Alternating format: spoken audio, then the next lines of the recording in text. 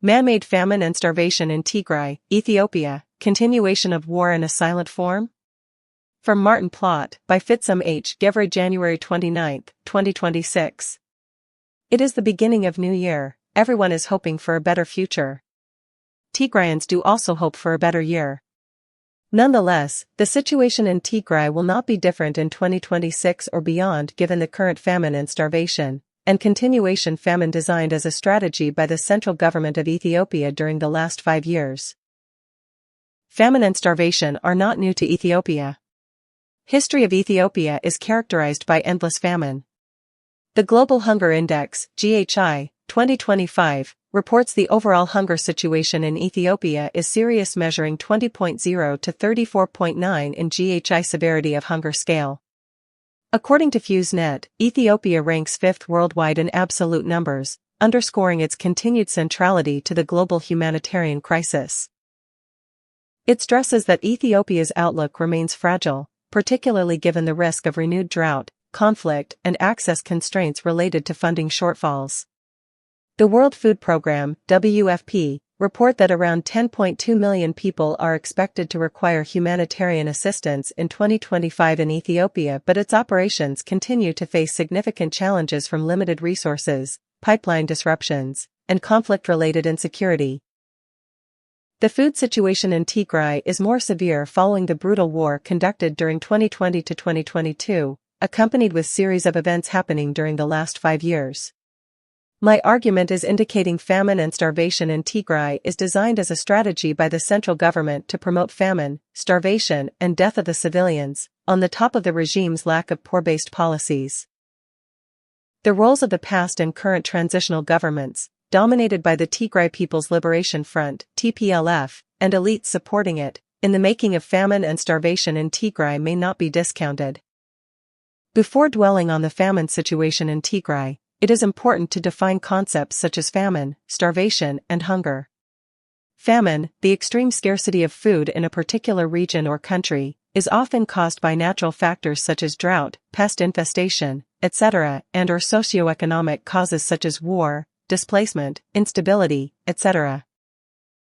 Starvation, on the other hand, is the individual experience of severe hunger and malnutrition, often resulting from prolonged periods of inadequate food intake. Hunger is usually understood as distress associated with a lack of sufficient calories. Both famine and starvation can have devastating consequences on individuals and communities, as it is happening in Tigray now.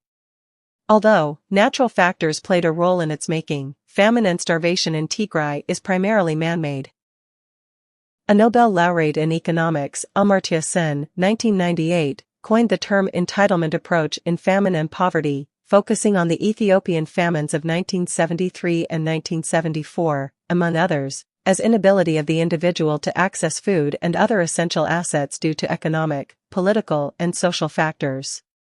The triggering causes could be natural factors like drought, locust/pest infestation, hailstorm, etc., or man-made factors like war, displacement, and destruction of property, etc.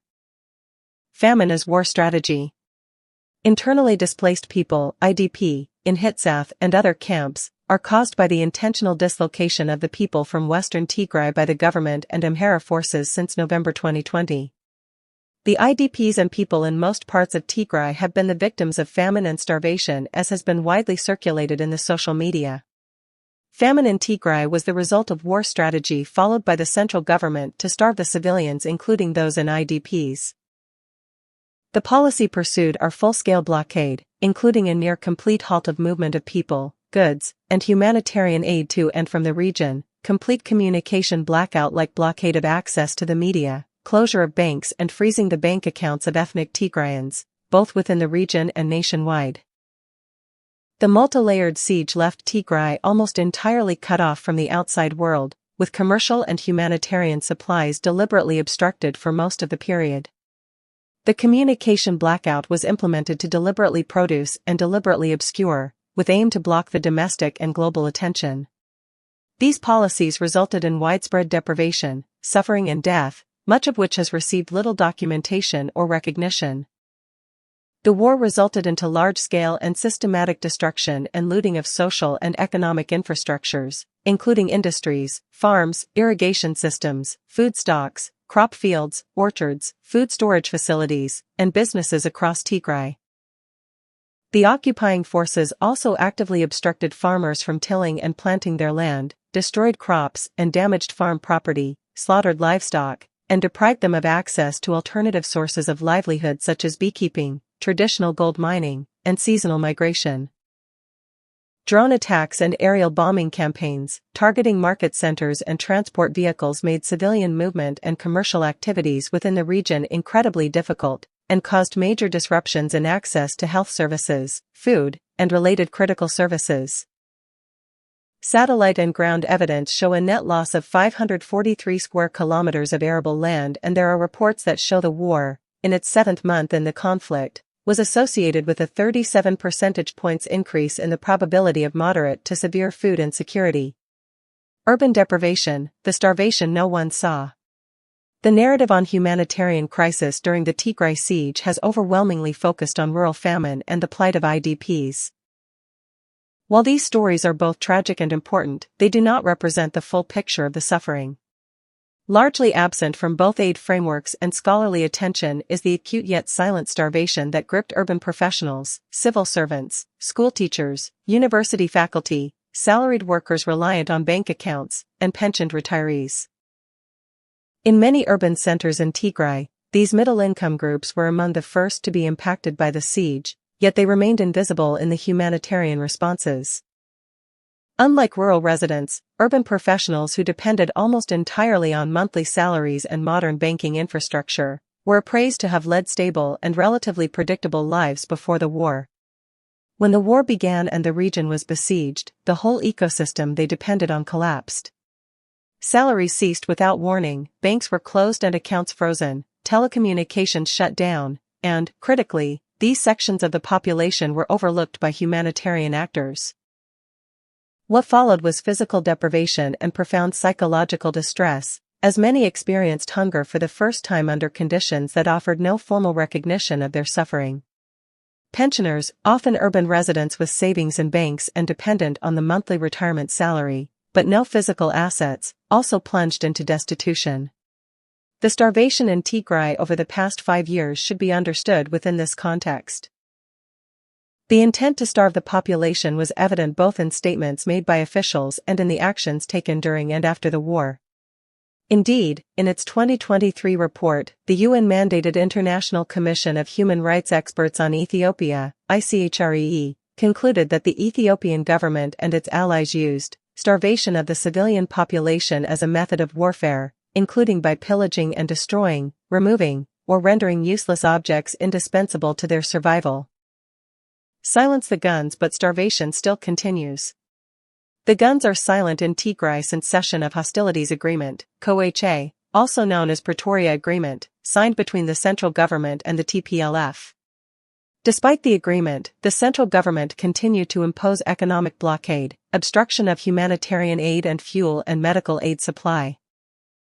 This year alone there are reports of obstruction of humanitarian aid, blocking of monthly salary of the civil servants and freezing accounts of TPLF-affiliated companies in the Commercial Bank of Ethiopia and significant reduction of fuel supply to Tigray. Serious starvation and death in Hitsats and other places was reported by Tigray government-affiliated Tigray Genocide Commission and the social media by TikTokers, and the latter started mobilizing money and food for the hungry.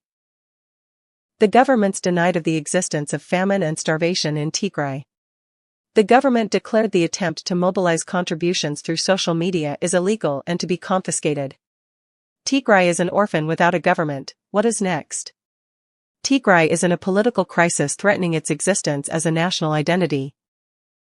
The central government, despite the rhetoric, does not tolerate any peaceful opposition from within the party or outside, and hopes of accommodating diversity in Ethiopia is practically impossible.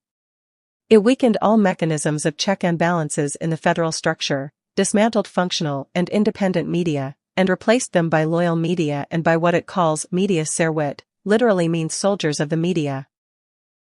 It is centralizing power in the country, the central government interfering in important regional affairs.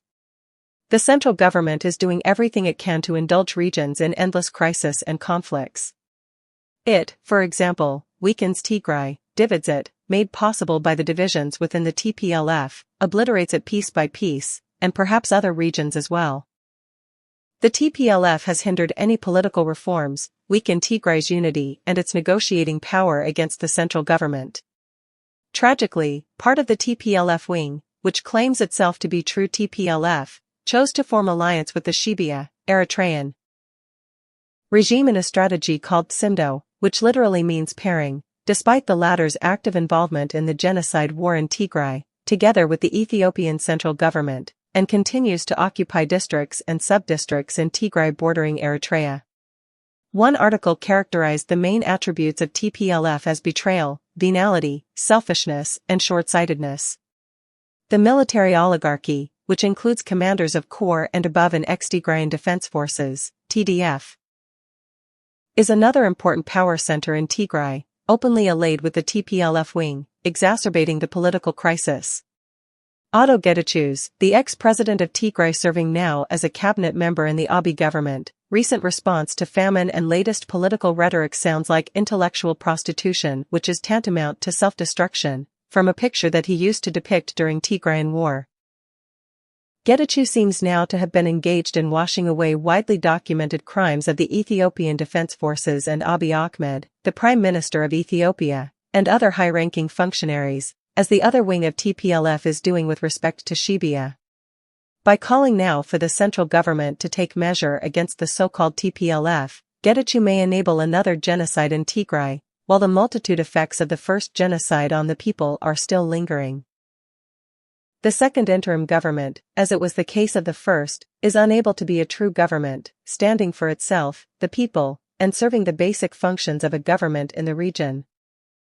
This article reinforces the call for national dialogue and new leadership in Tigray that centers on the interest of the people and geopolitical realities in the whole region. It is very instrumental for ending internal displacement and famine, starvation in Tigray. It is, hence, a call for the people of Tigray, especially its elites, to openly stand for their national interest and against the TPLF, if necessary. Finally, a new political landscape in Tigray requires political change in the center, making horizontal communications and collaborations among peaceful and non-peaceful opposition forces in Ethiopia, and commitment for genuine change necessary.